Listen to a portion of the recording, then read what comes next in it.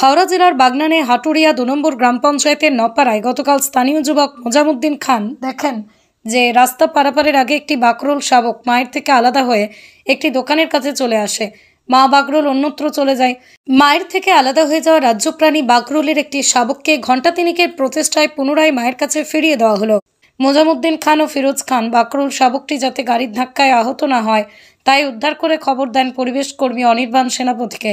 অনির্বাণ সেনাপতি বাইরে থাকায় তিনি বিষয়টি বন্যপ্রাণ সংরক্ষণকারী চিত্রক প্রামাণিককে জানান। খবর পেয়ে চিত্রক প্রামাণিক সুমন্ত দাস ঘটনাস্থলে যান। দেখেন বাকরোল শাবকটি ভীষণ ছোট। এলাকার লোকজন বন বিভাগে দেওয়ার কথা বললে তারা বোঝান যে সুস্থ বাকরোলকে এলাকা থেকে সরিয়ে দিলে স্থানীয় বাস্তুতন্ত্রের ক্ষতি হবে। ছানাটি মাকে ছাড়া কিভাবে বাঁচবে?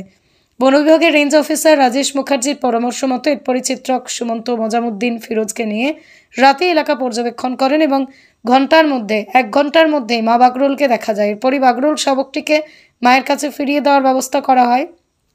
কয়েক ঘন্টা অপেক্ষার পর সফলভাবে বাকরোল শাবকটিকে মায়ের কাছে ফিরিয়ে দেওয়া সম্ভব হয়।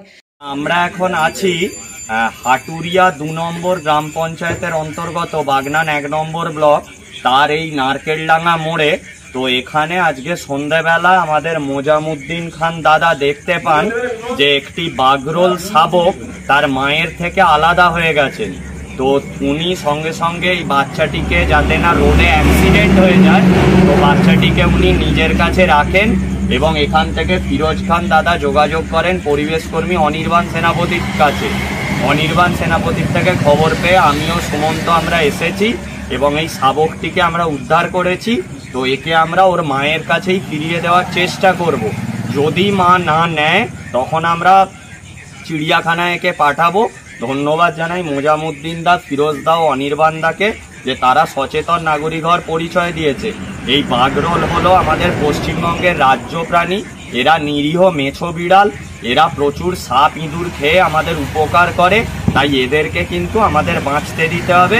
ধন্যবাদ জানাই এলাকার সকলকে যে বাচ্চাটি যাতে অ্যাক্সিডেন্ট না হয়ে যায় সেই জন্য এনারা সচেতন নাগরিক হওয়ার পরিচয় দিয়েছেন। ব্যুরো রিপোর্ট, আমার কলম।